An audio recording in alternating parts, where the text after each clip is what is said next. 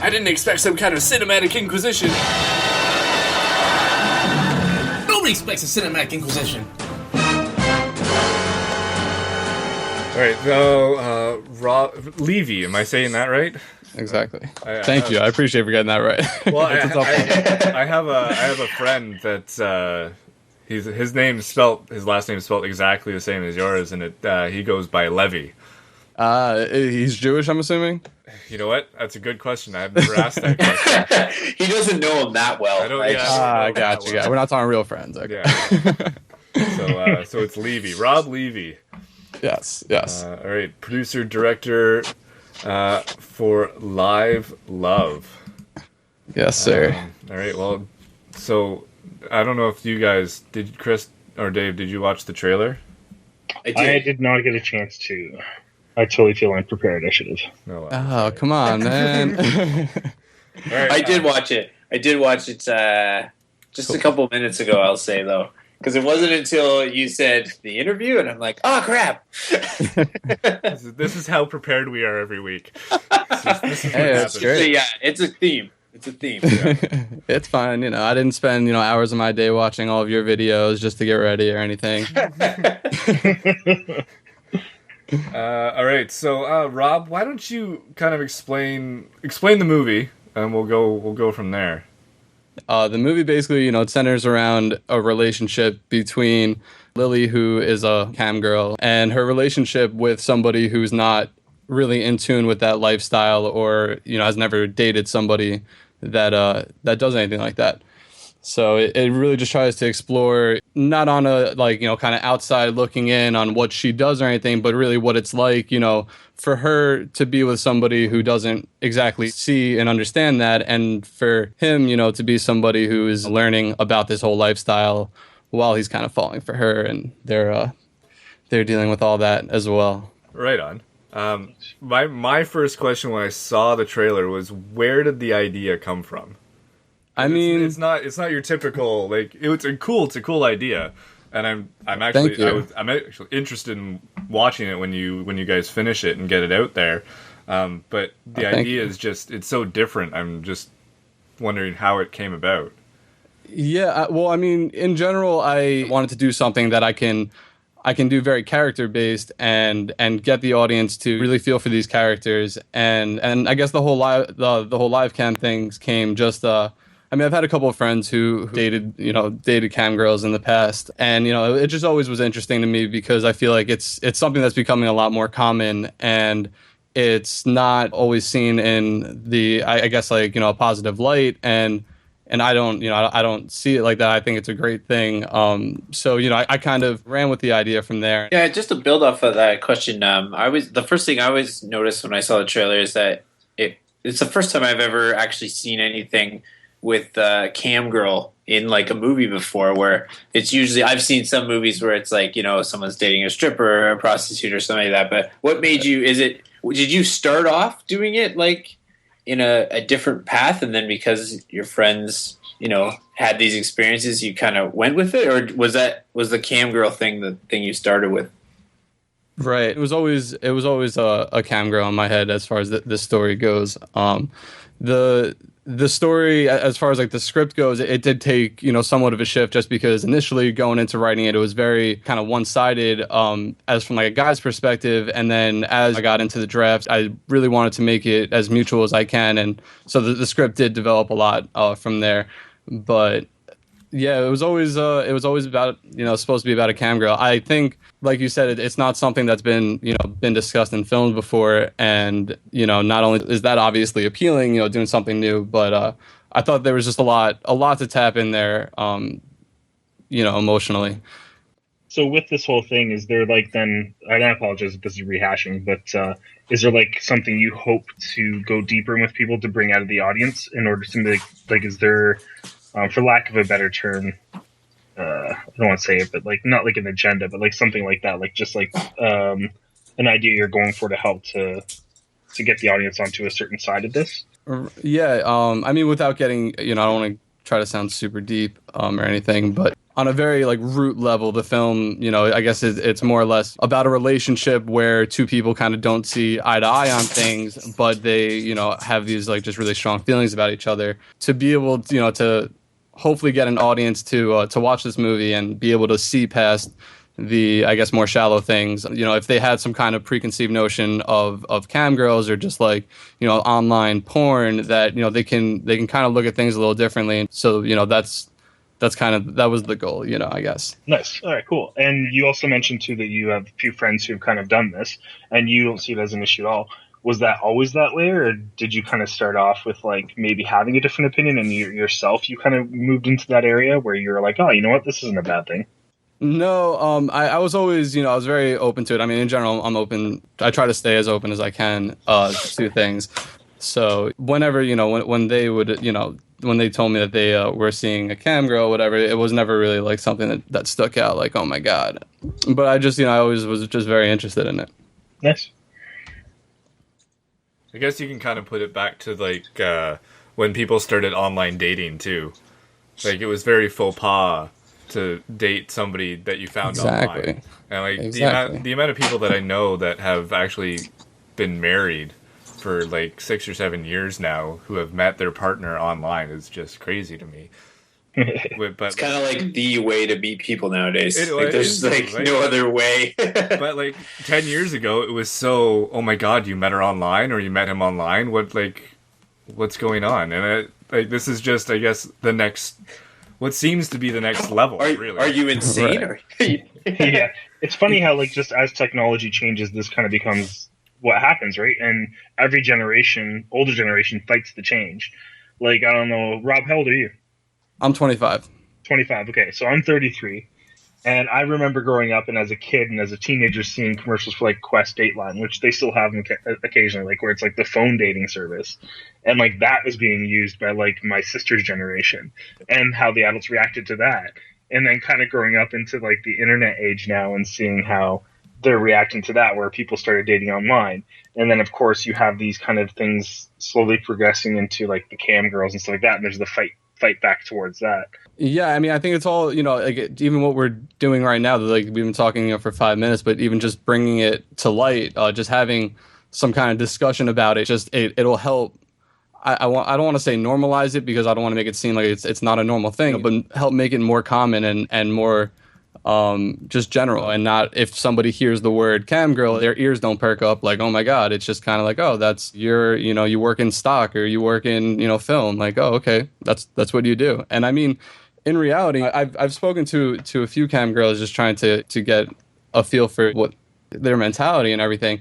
And I've learned like they spend a lot of their time at home. Like they're busy girls. Like when they're not on webcam, they're constantly promoting themselves, and like very similar to what we do. We're on Twitter. We're doing it's a full-time job, and I don't think it's looked at like that. And again, just to I don't want to down talk anything in the porn industry, but these girls they're at home in their bedrooms or in their living rooms. They're not putting themselves in compromising situations, which it's amazing. Being an independent filmmaker, it's something to relate to just because they have the control and they're the ones that people want to watch anyway. So why have the middleman? Why should they need a so-and-so director or whatever to get their names out when they can just go straight to the source, which I think is part of this whole internet world, whether it's film, music, or anything. It's everybody having the opportunity to, if they want to become a successful business person, they have the opportunity to go out and do that.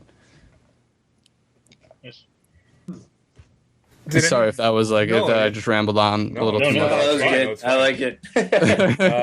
Did anybody like when you started making or like writing the film, like and putting it out to your friends or family or anybody? Did anybody take it negatively? Well, with my family, I normally with my mom, I share a lot of my scripts with her just because she's a teacher, so I get a lot of grammar work from her. But this was kind of something that I didn't even want to hear her like preconceived notions until I had something physical to show her and show her what I meant. Okay. But with my friends, it's anything where you're doing it, when you're doing something somewhat, I guess, controversial. it's it's the first reaction from them are, oh my god, what happened with you and a cam girl? What? So where did this come from? So I got a lot of that, but once people got past the initial like wow factor, which we're trying to eliminate again, that it was just like, oh wow, I've never seen a movie like that, like you guys were saying, and I have no idea about that world. Yeah. And that's exactly it. Like nobody knows what's really going on there. I mean, having those conversations with the real cam girls, trying to get a feel for the different what that world's like. How did those girls like take it? I guess I don't know if that's the right wording, but. That was something I was very nervous about and very touchy, just because I don't like feeling like I'm interviewing anybody at any point, or like that I'm trying to be somewhat subjective, because I feel like anytime you're really asking questions, it seems like it's always from a very subjective point of view. A lot of the girls who did reach back out all seemed very open to sharing their stories and to make sure that it was a film where that I could do as much justice to them as possible, and them as people, and not again like kind of from a subjective point of view, because a few of them mentioned specifically there's been documentaries recently that cover this subject, and they from a majority point of view were not fond of at all, and didn't feel like they don't feel like they've yet been portrayed in a positive light. So they it's almost like they kind of feel a responsibility, which makes it a little tougher for me, because it brings the burden a little more. But it's great that I just I feel like they are very supportive about it. So that's good. Yeah, I guess it's kind of when you're writing about their world, they don't really want they want to get the right image, I guess, eh? Right. Well, and that was another thing, like kind of similar with my parents, or my mom, that I didn't want to reach out to them without anything to show them, without any video, because if I reach out to them just saying, hey, I have this movie idea and I want to possibly write a script, I'm sure they get that all the time, and if not, it I'm sure wouldn't sound interesting, or it would raise more red flags, like this can go anywhere, I don't know what the hell is going on. But this way with the trailer, at least it's not much, but at least it was able to show them that it's not something that, I don't mean to say I'll keep saying the word subjective, but look at it from that kind of point of view. Yeah, for sure. I mean, I guess as a film, being in the film industry, you kind of want to make it as subjective as possible, especially with these kind of this kind of story, really. Right. Well, with this, and that's what was tough, because while talking to, can you guys still hear me? It just got a little fuzzy. Yeah. Oh yeah, I can. Yeah, we're good.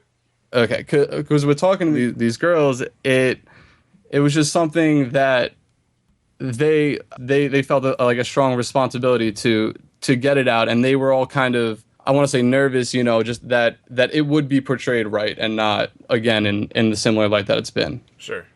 Anything else? Did you approach them before you started writing the script, or after? Because I remember you said it started off kind of like from a male perspective, and then it kind of transferred over. I reached out to all the cam girls afterwards, after we had already shot footage. The transfer in the story really just came from, I guess, like a filmmaker's point of view of me rereading my script over and over, and I was working with my friend Corey, who co-wrote this with me, but we would just read it over and over, and you always try to look for what parts you feel are boring, or what parts you feel need to be maybe brought out a little more. And she seemed like the more, I want to say, just more interesting character, because this is something that hasn't been there hasn't been a movie about, so we wanted to make it as 50-50 as we could be, just to explore that side as much as possible. So instead of it being, about a guy who meets this girl and she does this, it's about two people who meet each other and how they deal with it. Right on. How did you? I mean, okay. What other movies? Have you done any other movies? Not any features yet. This is the first feature, but I've done a handful of shorts. Okay. Is this a subject you're familiar with? Like, I know you said you did mostly romantic comedies, I guess you were saying. Yeah, for the most part, I'd say so. Writing and directing wise, I've produced a couple more, thriller side films, but yeah, most of my films have been pretty cheesy. Do you enjoy this type of genre? Yeah, I mean, I don't want to, strictly say it's because of budget, because I do enjoy these kinds of movies, especially these kinds of just character-driven pieces. But budget has a big thing to do with it. Like I went to film school, and there's hundreds of people who have these awesome ideas, and they only need $1 million to do it. And and that's awesome, and more power to them. I hope everybody gets what they need. But every time I'm going into something, I try to keep it grounded and make sure it's something that I can feasibly do, because I'm not trying to hold on to a project for 5 years or whatever and just be like that. That's going to happen one day.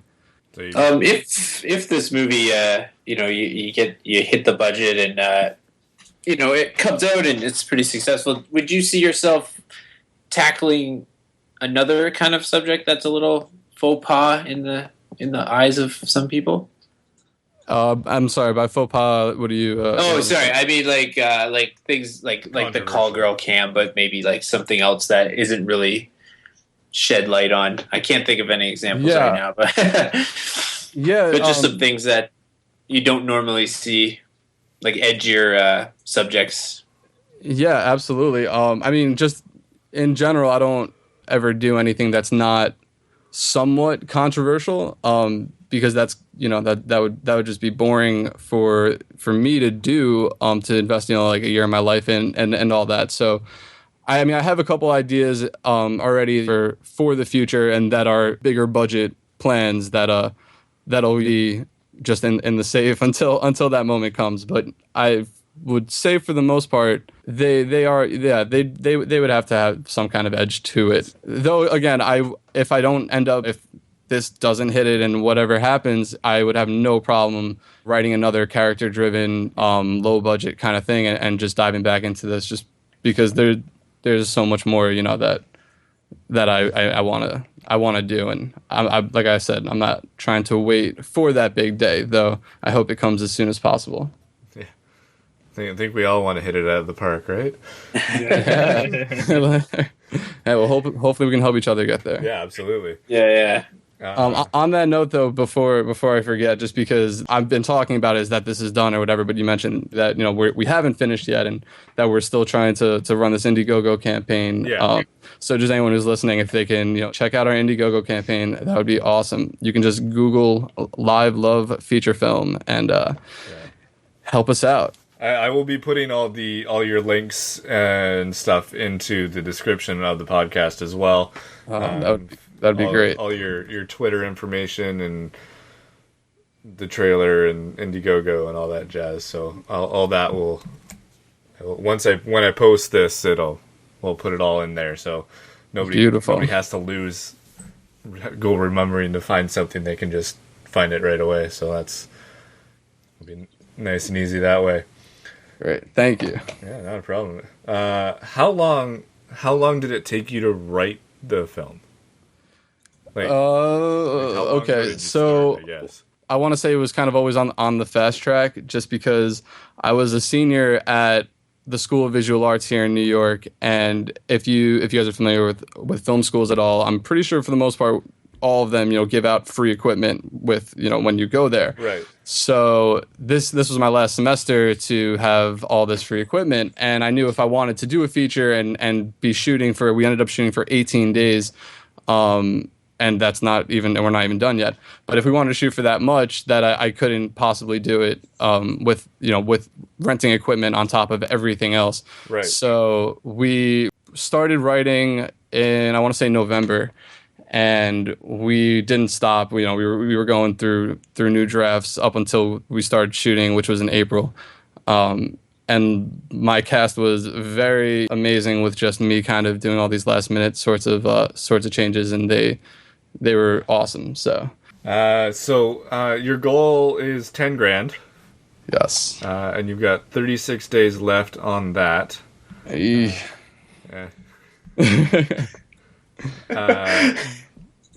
Like if you were to say something to the listeners, like tell them something that they would get out of this film. Like what makes it, other than like obviously the storyline is pretty unique in itself, but is there something else that you could kind of just hint at, I guess?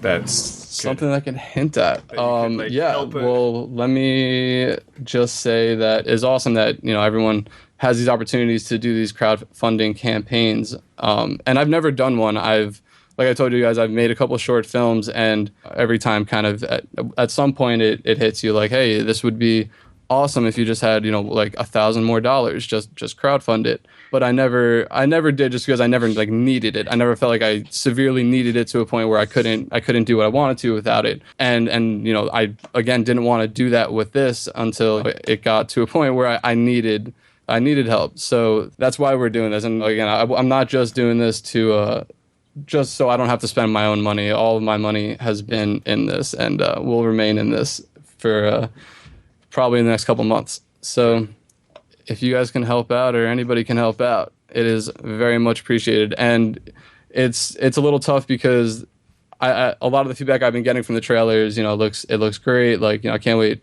for it to be done. So I feel like a lot of people have the point of view already that it's a finished product, and without a successful campaign, it really won't be. And I've never put out anything that I felt like could have been better.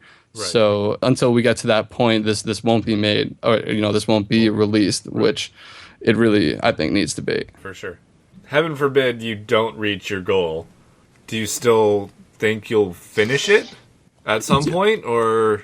At some point, yeah. I mean, there's logistical things that are really like kind of ticking bombs. Just for one example, really simply, the continuity issues. You know, like, we don't want so much time to go to pass if we're trying to mix and match these with stuff that we already shot. And the more time that goes, it's just going to get more difficult. Though, you know, I would never say that like this wouldn't get done. I've already been talking with the other producers just as like a plan B and C what we would do if we don't hit 10,000, and we're basically, whatever we end up raising, we're gonna look at that and see how much of what we hope and dream to do that we can actually do, and if it would be enough to satisfy us, you know, with the movie. Right on. Nice. All right. Well, that's about half an hour. And wow, that was quick. Yeah, it went by really fast. So I think that was pretty good for half hour. I'd like to get into the regular show now. Thank you for listening to another Rabble Press podcast. Please contact us through our website, rabblepress.com/contact. Don't forget to like us on Facebook and follow your favorite podcasts on Twitter.